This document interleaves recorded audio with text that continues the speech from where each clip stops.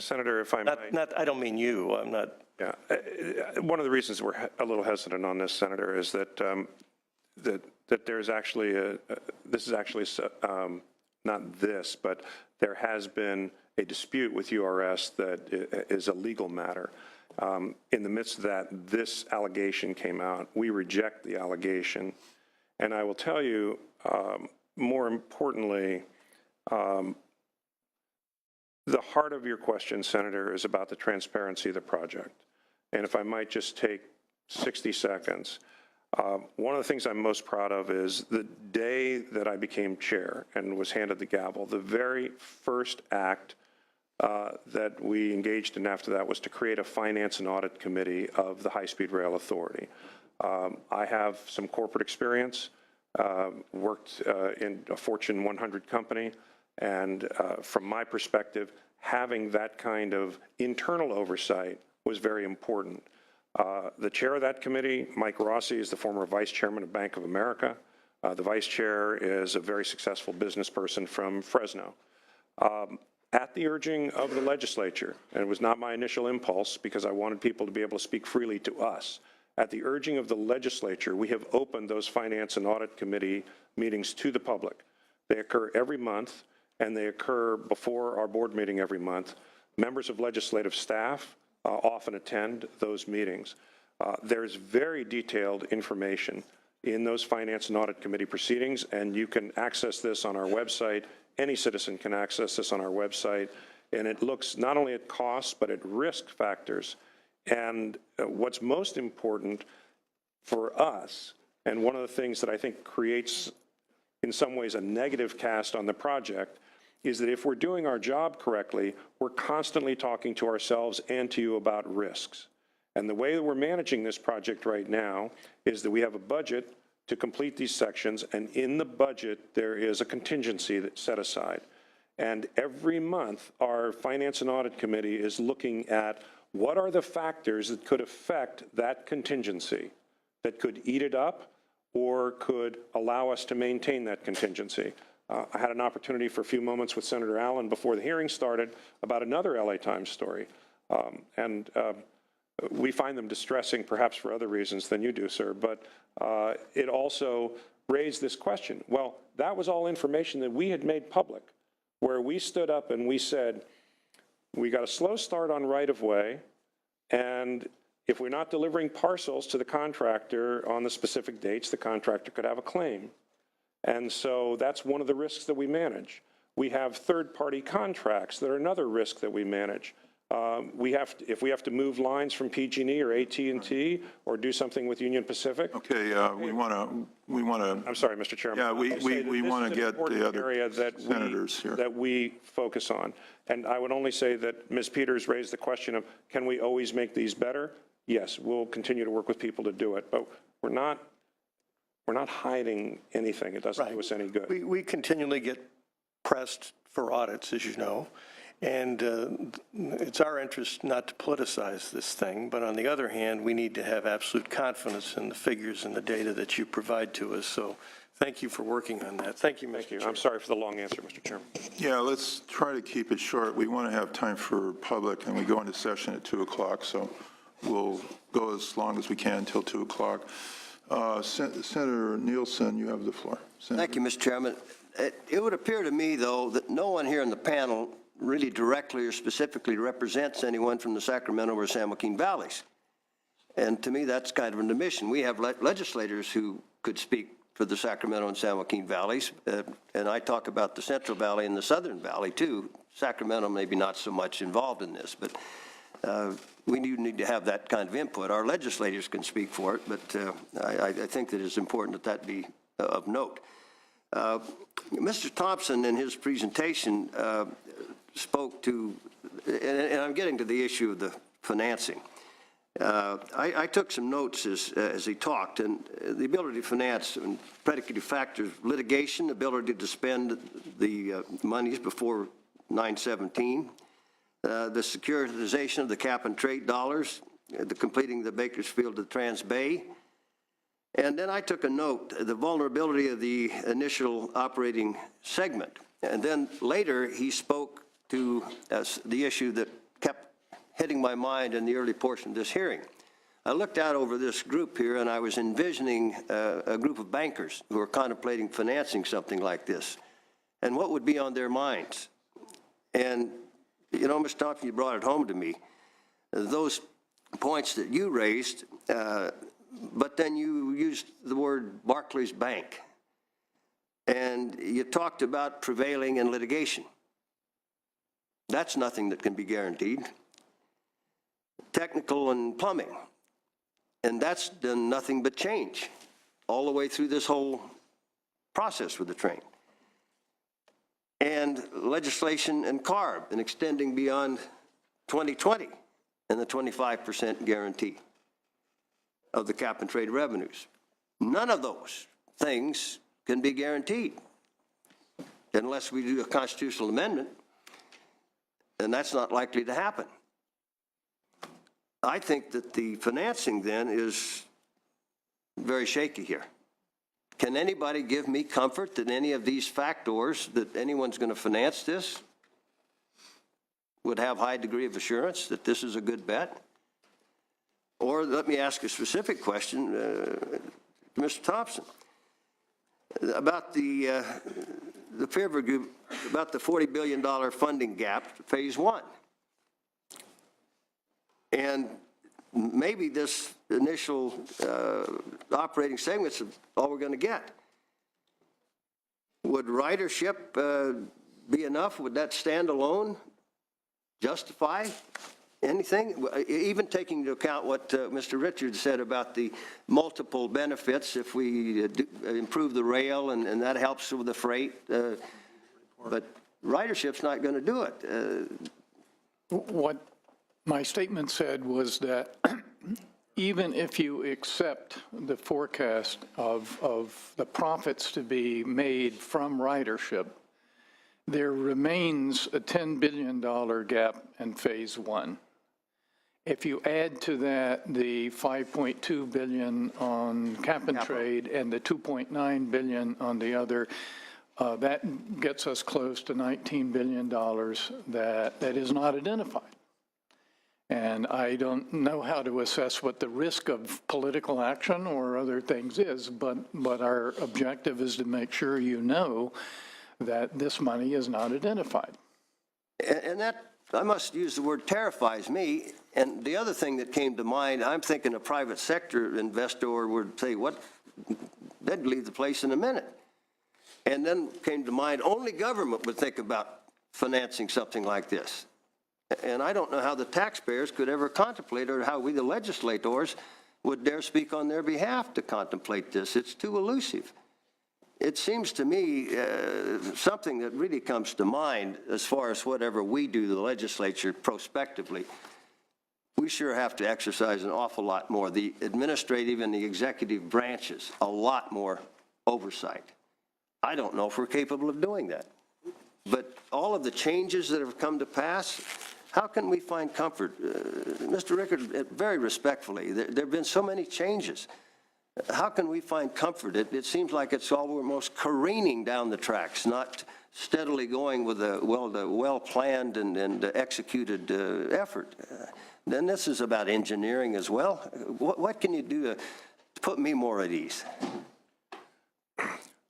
Senator Nielsen, I think that one of the things I would ask people to understand is that the number of constraints that we have, I mean, this is an enormous enterprise. If we had all the money in the world and we could just start building it, it would be an enormous enterprise.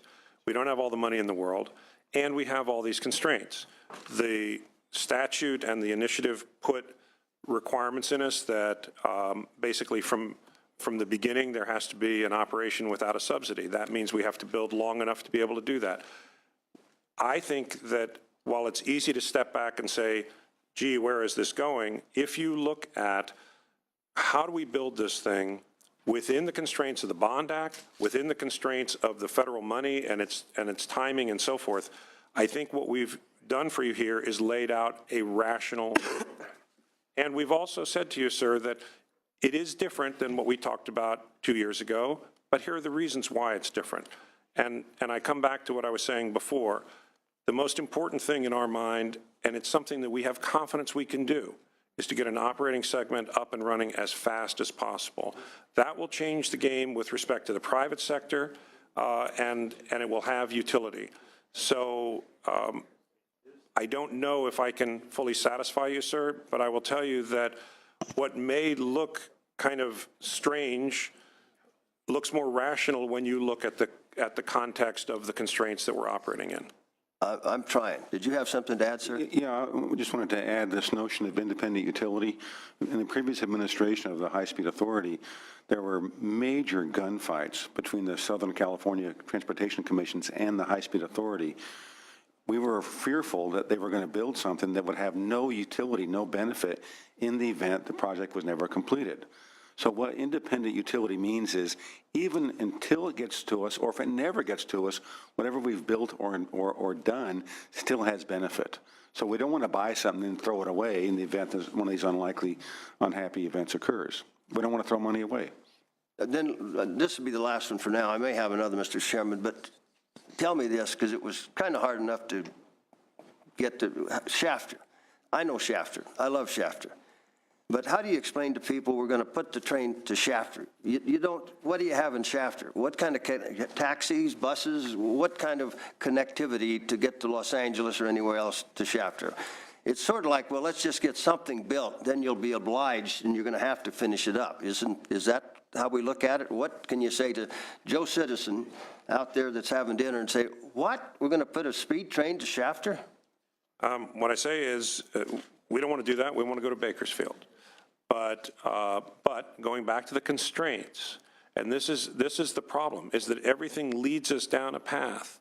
So you go back to the fact that when we came in, it was already decided we were starting in the Central Valley. And I actually think that was the right place to start. I didn't think so before I was on the High-Speed Rail Board, but when I looked at it, I think it's the right place to start. And we looked at the Central Valley, the legislature said, fine, go ahead with the plan, and we started building south. We thought we were going to continue to build south.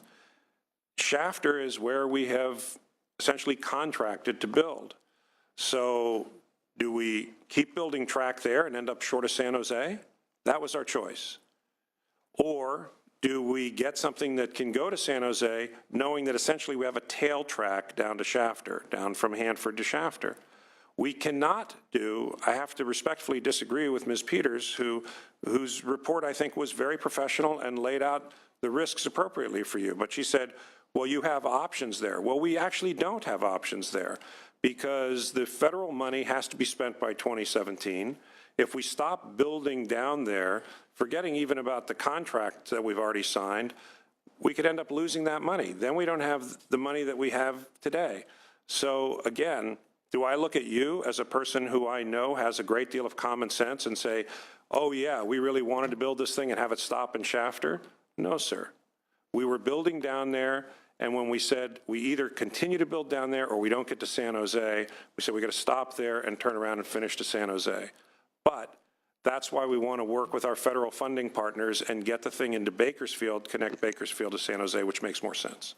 Thank you.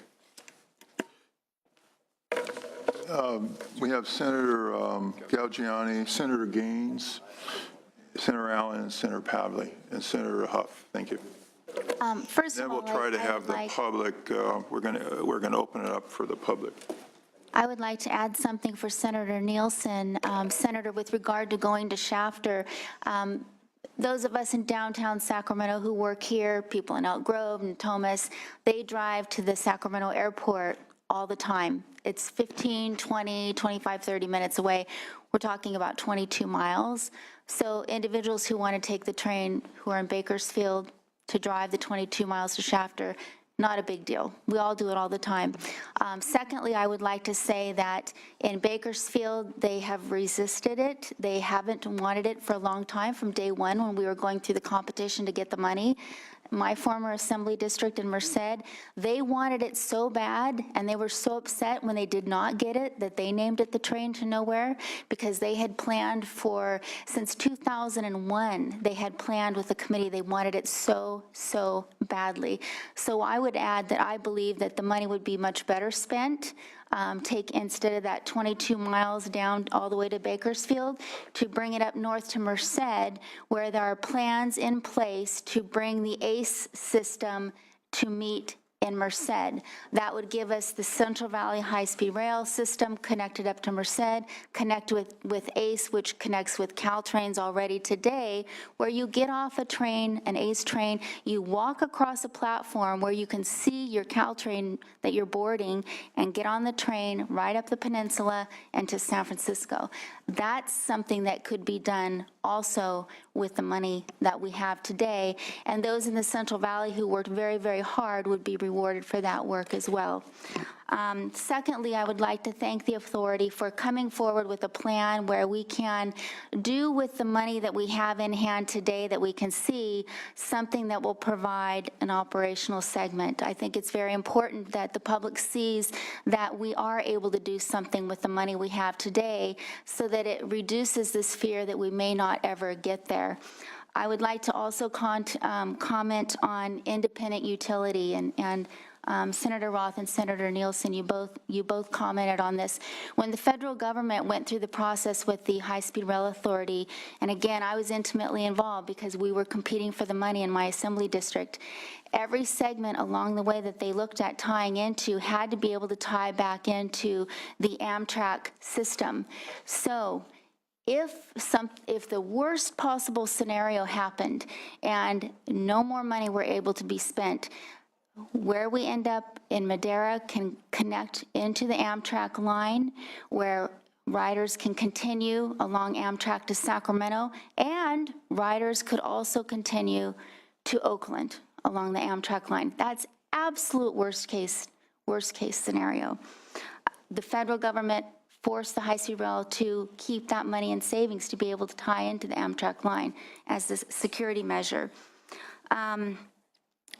Next, I would like to say a couple of things to the authority, and as you move forward with this plan, I would just like to remind everyone that there's nothing in Prop 1A that says that the line has to be fully operational, and I say that with caution because of all of the critics and what's been used with the lawsuit.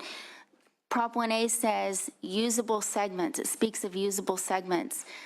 Certainly, I understand why we would all want operational utility and operational independence, because that allows for bringing the private sector funding forward to us. But to keep in mind that it's about usable segments that can be used, and it doesn't have to be fully operational. It's that money cannot be used to subsidize the system.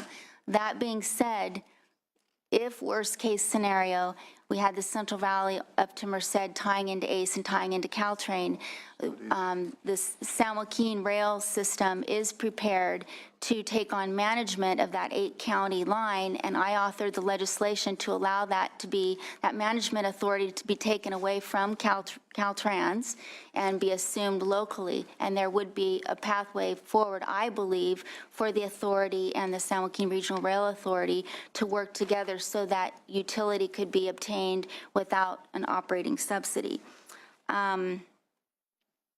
Finally, I would like to just remind everyone that with the ARA funding, they never said exactly where the money had to be spent. It was delegated to the authority to choose where the money would be spent, and the authority made the decision to spend it where they started and then continue from there. Worst case scenario, there's nothing in federal statute that says that the money that was given under ARA can't be used at the Y, which for those who don't know what the Y is, it's where the north-south route meets the east-west route toward San Jose. The money, there's nothing in statute that says it can't be spent on the Y, even though the Y isn't what's actually being worked on at this moment today. That would enable us to work toward San Jose. There's also nothing in statute that says we can't spend the money continuing up to Merced. So we have that flexibility to be able to use the money in other areas other than just discretely what's exactly being worked on at this moment. Senator Gaines? Ted? Yeah, thank you very much. And I was wondering if I could ask a couple of questions of Jessica Peters in terms of your report. I want to focus on the stability of cap and trade revenue, and it's been brought up, but my fear and my concern is that just because there's revenue there now doesn't mean it's going to be there through 2050. And isn't the purpose of cap and trade to get emitters to change their ways? And if they do change their ways, then they're not going to be paying a tax for emitting. So can you address the question of the stability of cap and trade revenue for me? Sure. I think we also have Ross Brown of our office, who is our cap and trade expert. So as he's coming up to the table, I think in the short term, we think the authority, they're assuming about $500 million coming in from cap and trade through their 25% appropriation. And in the short term, that appears to be a reasonable estimate. Over the longer term, there's many factors, including the price of allowances, number of allowances, and how successful other programs are at reducing greenhouse gas emissions. That would all affect the amount of revenue. And so it's much harder to predict over the long term. But I'll let Ross speak to that a little bit more, Mr. Brown. Great, that's great. And yeah, to this issue of static, static analysis versus dynamic. So when we take a look at the flow of revenue over the next 30 plus years, is the revenue going to be there? Ross Brown with the LAO. Assuming, again, the continuation of the program over that time period, then as my colleague, Ms. Peters, mentioned, there's a lot of different factors. And I think sort of the two biggest factors to consider when you think about the overall pot of revenue that might be generated through the cap and trade program, it's one, the number of allowances that are auctioned off. And I think as you're referring to, that number of allowances, assuming the cap is declining, will likely decline over time as well. The other factor is the price and what the price of allowances will be over the long term, and how those two balance each other out is difficult to predict. There's a lot of uncertainty, and as Ms. Peters mentioned, a lot of those factors that contribute to that uncertainty are very, very difficult to predict. And that's just the overall pot of money. Then you get into the issue, again, of what portion of the overall amount of revenue generated from cap and trade will be going to high-speed rail, and that's a decision, of course, for the legislature to make. Okay.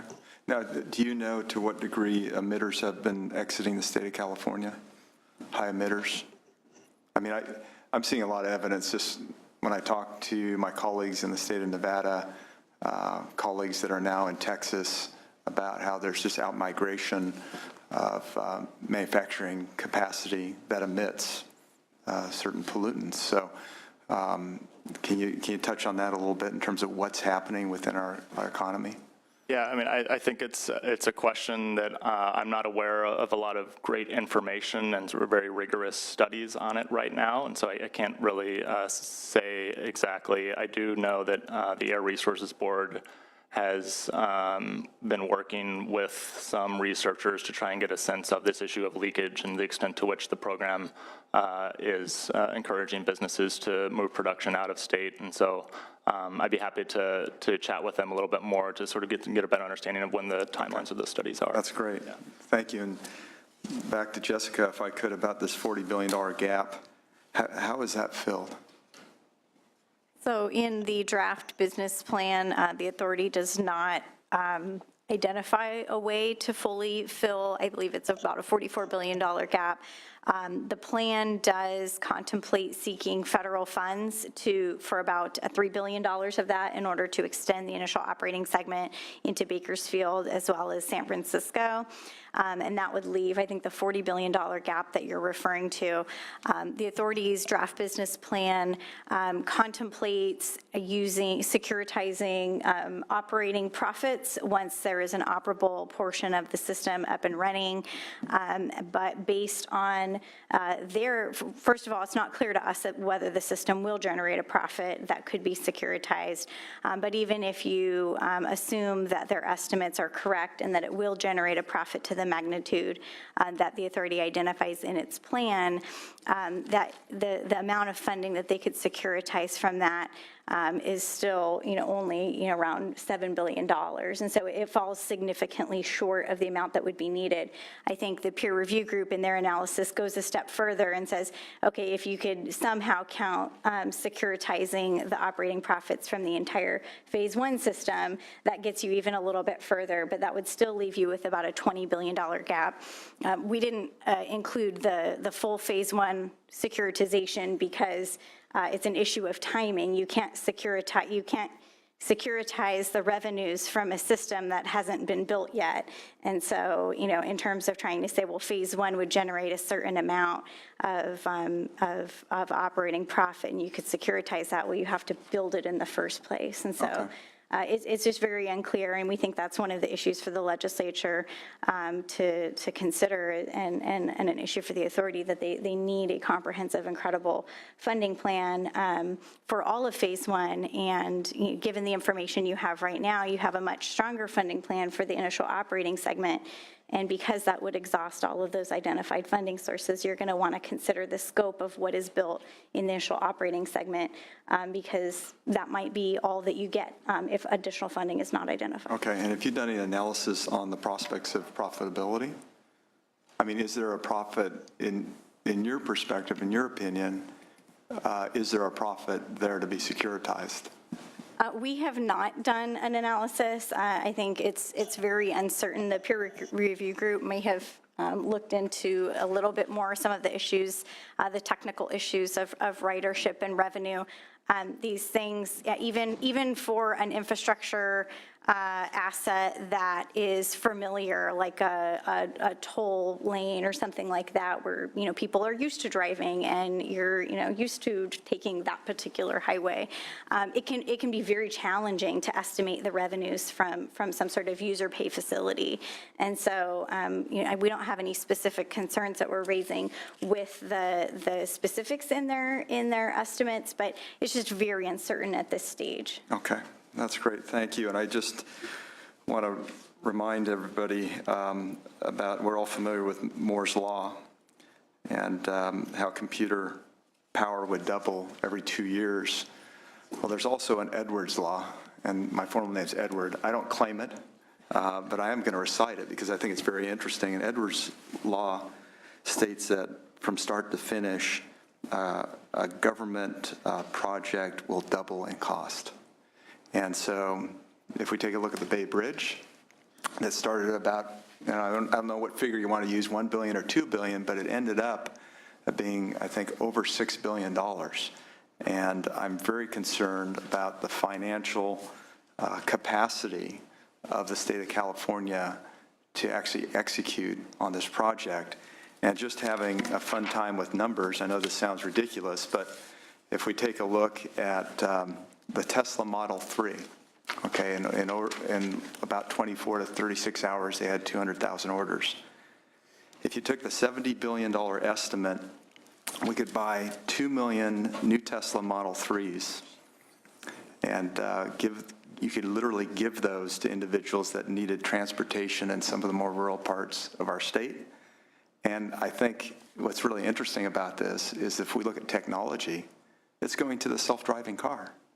And I think the technology is actually passing up what is proposed with high-speed rail, and that I'm not advocating that we spend our tax dollars that way, but I'm saying that I don't think we can get the project done.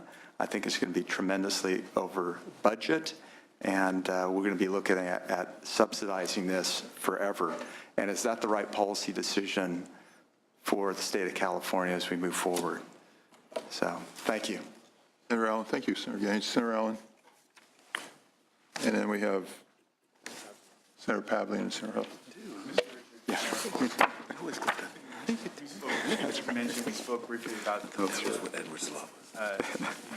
article in the LA Times that talks about all of these claims that have been filed by Tutor Perini, and I wanted to give you an opportunity to talk a little bit about it. I mean, they're claiming in the Times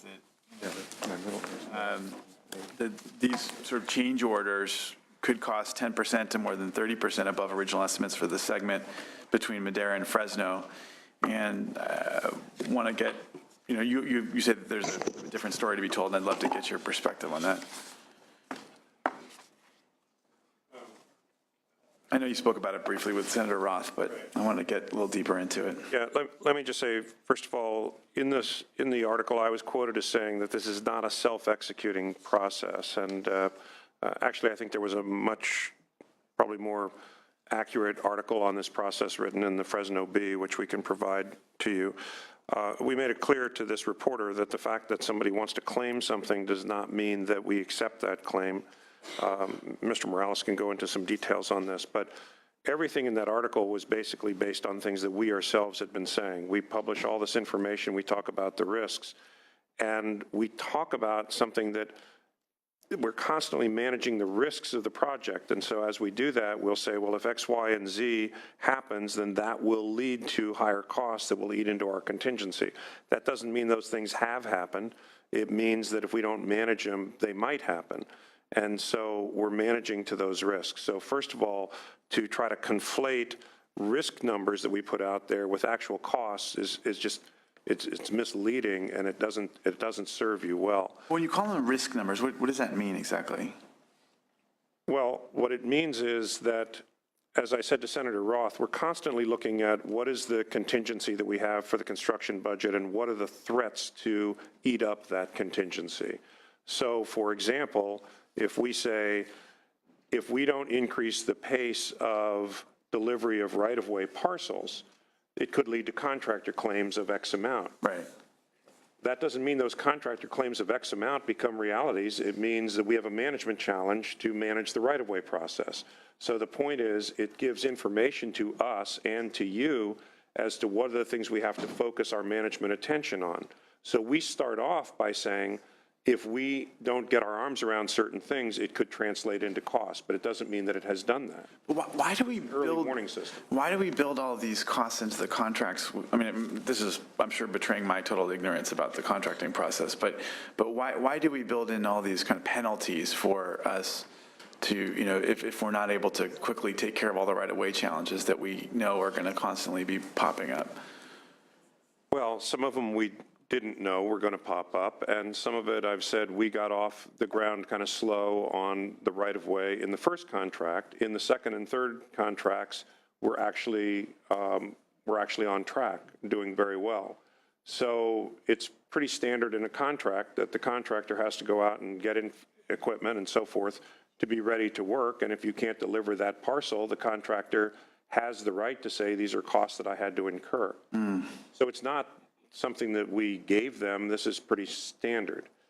And then there are other costs that we, frankly, the third-party contract costs for the utilities and the rail, that's plagued a number of projects through Southern California and other places because they're hard to estimate. But we're still running within our contingency. Mr. Morales deals with this day to day, so I should ask him to just supplement.